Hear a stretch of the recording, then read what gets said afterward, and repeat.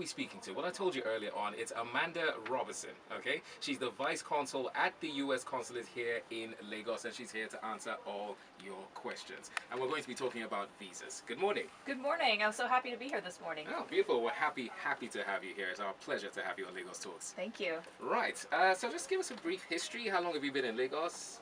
Sure, I've been here 2 years. Okay. And I've had a great time here in Lagos. Okay. I've made some good friends here. I've had fun enjoying the culture, the music, trying a little bit of the food. So, yeah, it's been a great time. Okay, so history before Lagos, what did you get up to? Before this, I was at the U.S. Embassy in Mexico City, and there I was working on cultural and educational exchange programs. Before that, I was living in some other countries, Costa Rica, Dominican Republic. Oh, wow. So my first time in Africa, but I'm thrilled to be here. Lovely, lovely. I hope it's been a wonderful, wonderful time.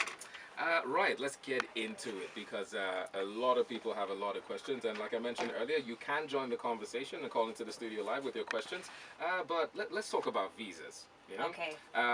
Like we know, we're getting into the season where students are going to be traveling for education. They're going to be applying for visas and whatnot. Let's say I'm a prospective student. Where do I start? Okay, well, first you will need to apply and be accepted to a U.S. school. Okay. So a great resource that can help you through that process is our Education USA Center. That is located at the U.S. Consulate in Lagos. You can get more information about it by following Education USA Lagos on Facebook, or the website, which is educationusa.state.gov. So there they have advisors or experts that will help you through the process of finding out which school is the best for you, applying to that school, being accepted to that school. So once you've been accepted to a U.S. school, then you can apply for your student visa. Oh, okay. And that's getting to. So what's the process of application for a U.S. visa? Right. So once you've been accepted to a U.S. school, your school will send you a document called an I-20. Now okay. that document shows us, the consular officer, that you have in fact been accepted to a U.S. school. Then you'll pay a fee, which is required for student visa applicants. That's called SEVIS fee. You go online and pay that fee. And then finally, you can complete your online application to schedule your visa appointment with us. The website where you can do that is www.ustraveldocs.com/ng. Okay, I'll get that and put it online as well. Thank you. Right, now there's a lot of things that go on in Nigeria with people saying they can help or they're agents. Can I pay anyone, or is it advisable to pay anyone to help with the visa process? Well, I'm so happy you're asking me that, because many times we see people making the mistake of paying an agent or a tout to help them with a visa, and we really advise against people doing that. For a student visa, the only fees that you should pay are the visa application fee and the SEVIS fee. Okay. If anyone else tells you that you need to pay them in order to get a visa, they are not looking out for your best interest. They're just looking out for their own wallet. So they just want to take your money, and the information they give you more than likely will not be correct. So what we recommend to all visa applicants, not just student visa applicants, go online to our website, complete the process yourself. You really don't need to pay anyone to help you with it. Right. Now, what kind of questions would you be asked during like an interview for a visa, especially a student visa? What kind of questions would be asked? Sure. Well, for a student visa, what the consular officer is going to ask you are questions to make sure that you are a credible and qualified student. Okay. So they might ask you, for example, oh, how did you choose the school that you plan to attend? Or what do you plan to study? What are your plans for after you graduate? They might also ask you how you intend to pay for your education. So the reason that they're asking you all these questions is just to determine whether you meet the requirements for the student visa under U.S. law, because that's our job as consular officers. We have to apply U.S. law and make sure that you qualify for the visa you're applying for. Right. So what are the things that they need to watch out for? What do they have to show, you know, the credibility? To say I'm a credible student, what do they have to provide? Sure. Well, the best advice that I can really give people is just to be honest and speak in detail about your own situation. Okay, so sometimes we see students maybe rehearsing a speech or memorizing a lot of facts about the school, and that doesn't really help us to understand that student's unique situation. So what you should do is just listen very, very carefully to the questions that the officer is asking, and answer those as clearly and in as much detail as you can. Just tell your own story and be honest about your situation. Fair enough. Now, how many times, because I mean, there are a lot of misconceptions out there, but how many times can you actually apply for a student visa within a year? Well, there's no limit to the number of times that you can apply for a student visa. However, it doesn't mean that your chances of getting a visa increase the more times you apply. It doesn't work that way. Okay. So if you apply and you do not receive the visa, you can reapply. However, if your situation has not changed significantly or you don't have any new information to present, it's not likely that the outcome will be different.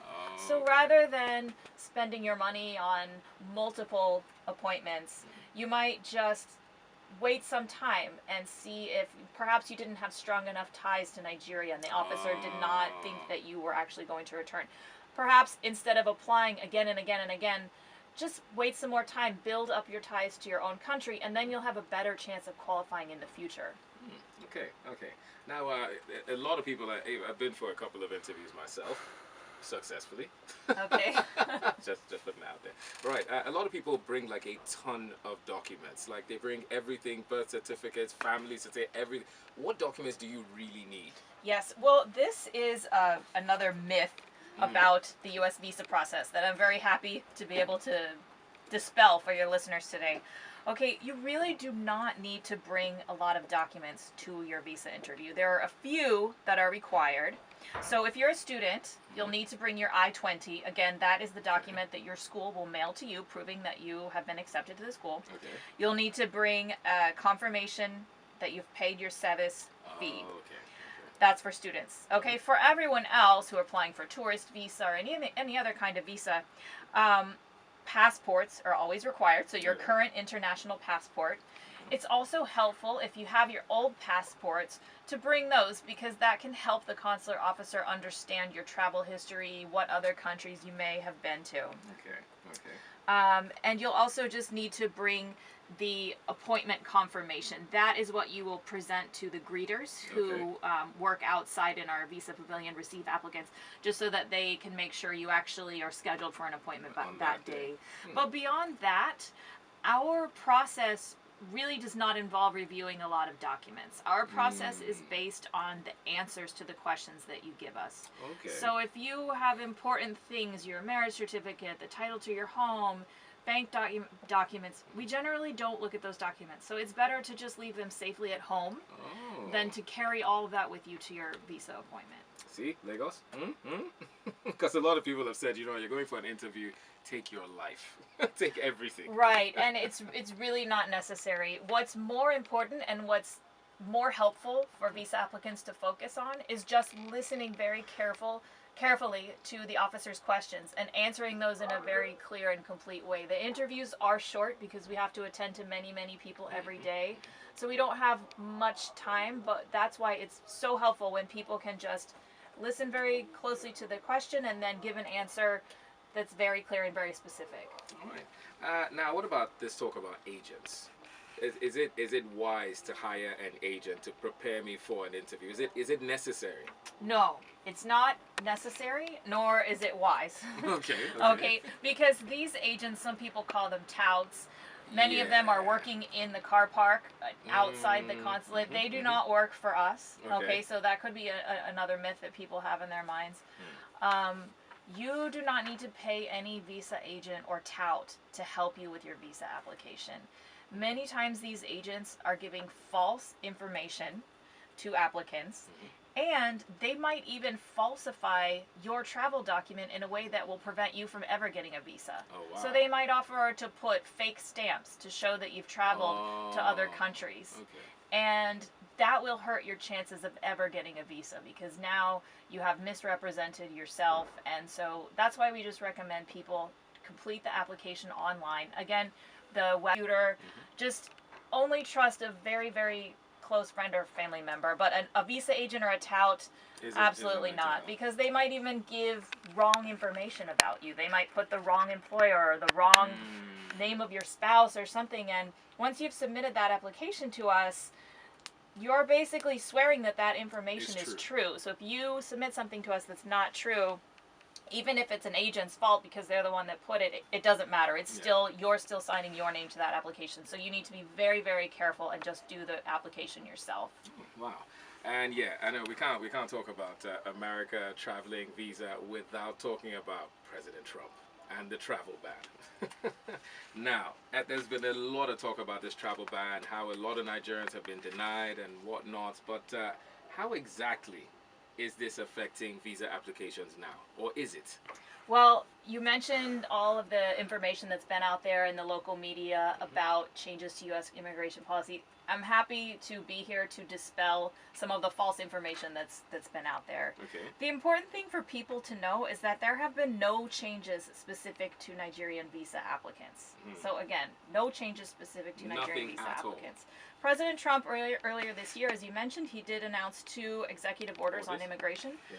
Portions of those orders have been blocked by federal courts in the U.S. That's all continuing to play out in the U.S. court system. The important thing to know is that there have been no changes specific to Nigerian visa applicants. So, I mean, because I heard even this morning, a couple of people called me and said, you know what, it's harder now, more than ever, to get an American visa. Is that true? It's really not true. There have not been any changes to our policies, to our laws, so it's not harder. The process is the same that it's always been. Oh, okay, that's good to know. Right, now I have this other myth I would like to dispel. Let's see if it's true or not. Yeah. Basically, I've heard this a lot. A lot of people say if you apply for a visa, you don't use the visa, you'll never be given another visa again. Is that true? That is false. Yeah. Many people apply for a visa, and for whatever reason, they don't end up using the visa. Maybe they get sick, or maybe their trip is canceled, or they get too busy with their work, or they need to stay and take care of a family member. That's all fine. There's no requirement that you must use the visa. Okay. Now, when you come to renew the visa, the officer might ask you, oh, I see that you didn't use your last visa. Why didn't you use your visa? But that doesn't mean that you don't qualify for another visa. They might just want to know why you didn't travel.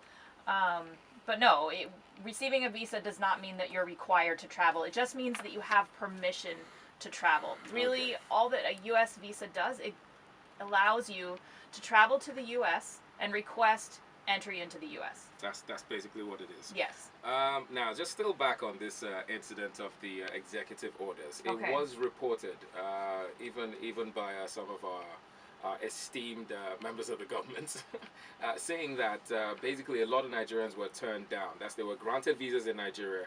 They got to the point of entry and then they were denied. And there was sayings and rumblings that it had something to do with the executive order. Is that true? Well, let me explain a little bit about the process by which Nigerians and people from all over the world, not just Nigerians, travel to the U.S. and then seek entry to the U.S. So, and this is the same process that's been in place for a long time.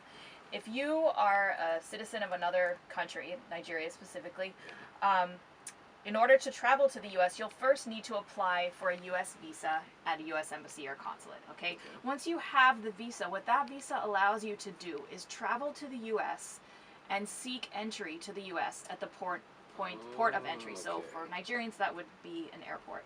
Once you are at the port of entry, an officer there who works for U.S. Customs and Border Patrol will review your application and determine whether you qualify to enter the U.S. or not. So a visa does not guarantee that you will be allowed to enter the U.S.